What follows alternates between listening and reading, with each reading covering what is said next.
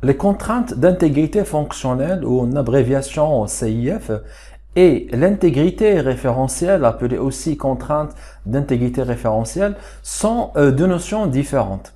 Alors, la première, les contraintes d'intégrité fonctionnelle, CIF, est utilisée dans le modèle conceptuel des données, alors que la deuxième, contrainte d'intégrité référentielle, ou intégrité référentielle tout court, est utilisée dans les bases de données. L'objectif de cette vidéo est de vous aider à comprendre chacune de ces deux notions et de faire la distinction. Salut, je suis Saad Rachid et je suis heureux de vous présenter cette vidéo. Allez-y. Alors, commençons par la définition des contraintes d'intégrité fonctionnelle. Alors, qu'est-ce que la contrainte d'intégrité fonctionnelle?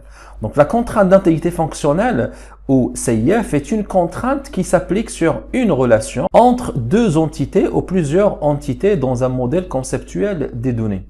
Alors, en mathématiques, donc la notion de dépendance fonctionnelle entre deux ensembles A et B, donc exprime qu'un élément de l'ensemble A, donc petit a, correspond au plus à un élément petit p de l'ensemble B. Donc, on note A détermine B. Alors, l'ensemble de départ peut être simple ou bien peut être composé de produits des deux ou plusieurs ensembles. Donc, on note ici A et B, par exemple, déterminent C.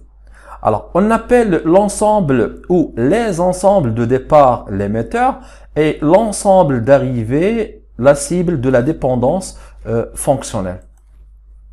Alors, soit l'exemple suivant. Alors, on a ici deux entités, client et commande, et on a la relation passée, de telle façon qu'on a un client passe des commandes. Alors, pour les cardinalités, donc 1,n côté client, un client peut passer à plusieurs commandes. Donc, les cardinalités 1,1 côté commande, donc une commande est passée par un seul client. Alors la question maintenant, c'est que est-ce qu'il existe une dépendance fonctionnelle entre les deux entités, les deux ensembles, client et commande? Donc, alors pour répondre à cette question, donc une occurrence de l'entité commande correspond à une seule occurrence de l'entité client. C'est-à-dire pour une seule valeur de l'attribut numéro de commande de l'entité commande correspond une seule valeur de l'attribut numéro de client de l'entité client. Et on note, donc numéro de la commande détermine le numéro du client. Donc ainsi, il existe une contrainte d'intégrité fonctionnelle entre l'entité client et l'entité commande. Donc voici la représentation graphique fonctionnelle entre les deux entités commande et client. Donc ici, nous avons l'entité commande et l'entité émetteur et l'entité client et l'entité cible. Donc un cercle, donc j'explique un petit peu la représentation graphique. Donc un cercle dans lequel est indiqué CIF et un lien en pointillé donc indique la relation sur laquelle s'applique la contrainte.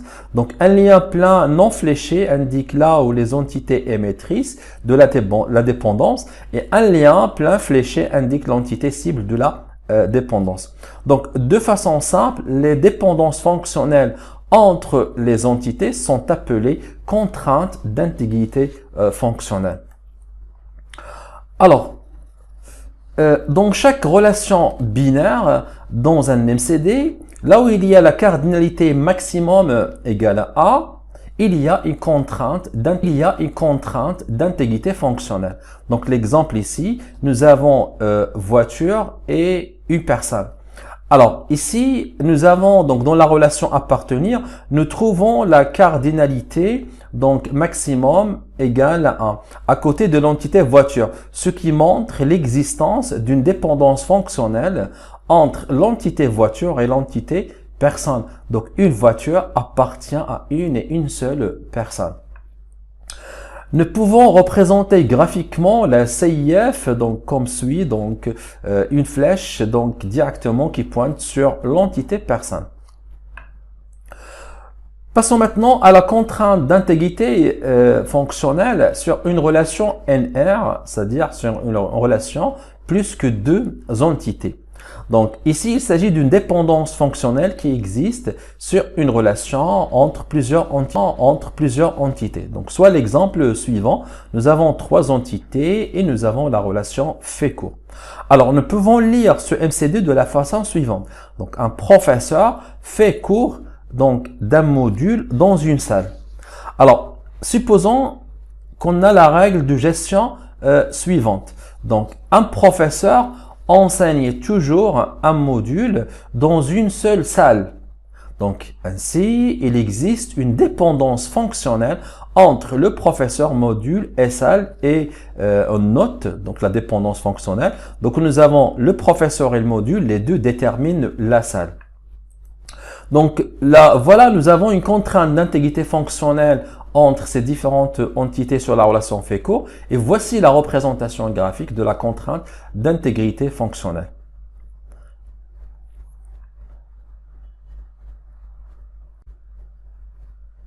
Alors, les émetteurs sont professeurs et modules et la cible ici, c'est la salle. Alors, nous pouvons aussi représenter graphiquement la CIF par une flèche intégrée à la relation qui pointe sur l'entité salle comme vous le constatez.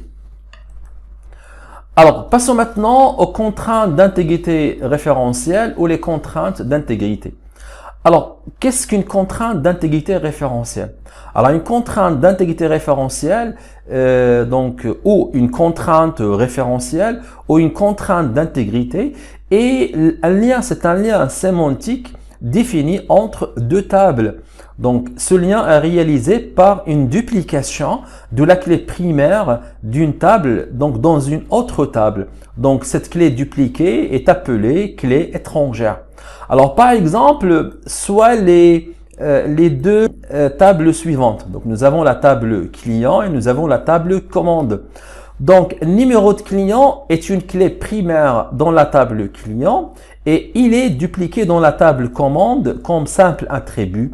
Il s'appelle ainsi une clé étrangère.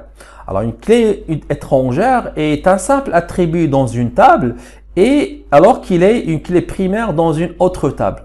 Alors, le numéro de la commande est une clé primaire dans la table commande. La clé étrangère, c'est le numéro de client dans la table commande qui va servir pour l'intégrité référentielle. Alors maintenant, la question la plus importante, c'est quel est l'objectif d'une contrainte d'intégrité référentielle? Donc ça, c'est une question qui est très importante. Alors, la réponse est, parmi les rôles d'un SGBD, système de gestion de base de données, et d'assurer l'intégrité des données. Alors, c'est-à-dire les données dans la base de données doivent correspondre aux données du monde réel.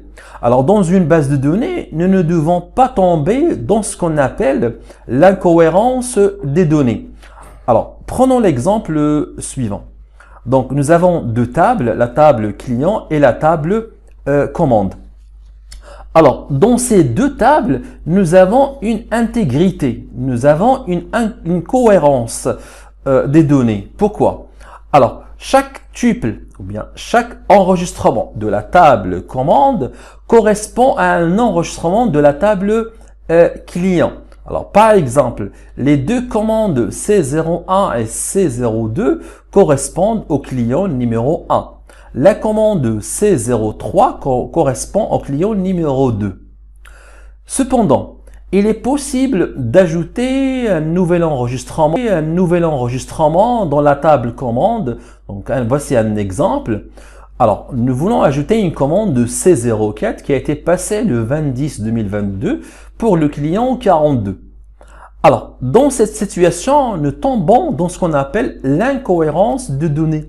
Pourquoi? Alors, nous avons la commande C04 qui correspond au client numéro 42, alors que nous n'avons pas du client ayant pour numéro 42 dans la table client. Donc, ça c'est un problème. Alors, comment faire ou bien comment procéder pour éviter ce problème d'incohérence de données? Donc, la solution consiste à définir ce qu'on appelle une contrainte d'intégrité référentielle sur la table commande. Prenons l'exemple en MySQL et en mode création de table, requête SQL. Donc, soit la requête SQL suivante. Donc, c'est une requête donc à partir de laquelle on crée une table commande et en même temps, on définit une contrainte d'intégrité référentielle. Alors, dans la ligne 6, donc ici, donc il y a la contrainte, donc contrainte foreign key, on définit une clé étrangère, donc lead des clients. Donc, en faisant référence à la table client et avec le champ id des clients. Donc, on a delete cascade et on a update cascade. Qu'est-ce que veut dire ça? Alors, ici, nous définissons id des clients comme clé étrangère dans la table commande et nous demandons au SGBD MySQL de contrôler la mise à jour, c'est-à-dire la modification et la suppression.